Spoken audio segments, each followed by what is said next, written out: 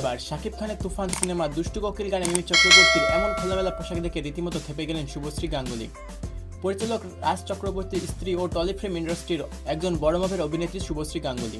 মিমি চক্রবর্তীর সাথে শুভশ্রী গাঙ্গুলীর ছোটবেলা থেকে অনেক ভালো সম্পর্ক রয়েছে, কিন্তু এবার হলে তুফান সিনেমা দেখতে এসে মিমির এমন খোলামেলা পোশাক দেখে কটাক্ষ করলেন শুভশ্রী গাঙ্গুলী। শুভশ্রী গাঙ্গুলী বলেন, আমিও টলিফিল্ম ইন্ডাস্ট্রির একজন নায়িকা, মিমির থেকে অনেক সিনেমায় কাজ করেছি, কিন্তু আমি কখনো এমন পোশাকে অভিনয় করিনি। তিনি বলেন, আমি কাউকে নিয়ে মন্তব্য করি না, কিন্তু মিমি চক্রবর্তীর এমন পোশাক দেখে আমাকে তার বিরুদ্ধে কথা বলতেই হচ্ছে। শুভশ্রী গাঙ্গুলী বলেন, মিমি এটা পারলো কিভাবে এমন পোশাকে অভিনয় করতে।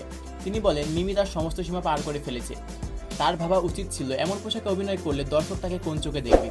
শুভশ্রী গাঙ্গুলী বলেন, মিমির উচিত ছিল এমন পোশাক পরার আগে অন্তত একবার কলকাতা ফিল্ম ইন্ডাস্ট্রির কথা চিন্তা করা। মিমি চক্রবর্তী নায়িকা হিসেবে কলকাতা ফিল্ম ইন্ডাস্ট্রিতে বেশ খ্যাতি অর্জন করেছে। তার অভিনয় দক্ষতার জন্য তুফান সিনেমায় অভিনয় করার সুযোগ পেয়েছে মিমি চক্রবর্তী, কিন্তু তার এমন খোলামেলা পোশাক দেখে রীতিমতো কটাক্ষ করলেন শুভশ্রী গাঙ্গুলী। তিনি বলেন, এমন খোলামেলা পোশাকে নিজেকে উপস্থাপন করা একটু লজ্জাজনক ব্যাপার।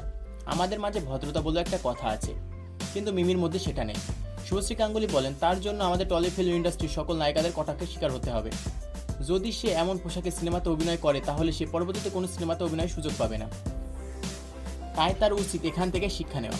তো বন্ধুরা, মিমি চক্রবর্তীকে নিয়ে শুভশ্রী গাঙ্গুলীর এমন মন্তব্যে আপনাদের মতামত কি? তবে কি মিমি চক্রবর্তীর জন্য কলকাতা ফিল্ম ইন্ডাস্ট্রির সকল নায়িকারা তোপের মুখে পড়বে? এই নিয়ে আপনাদের মতামত কমেন্ট করে অবশ্যই জানাবেন আমাদেরকে। ভিডিওটি ভালো লাগলে লাইক, কমেন্ট ও শেয়ার করতে ভুলবেন না।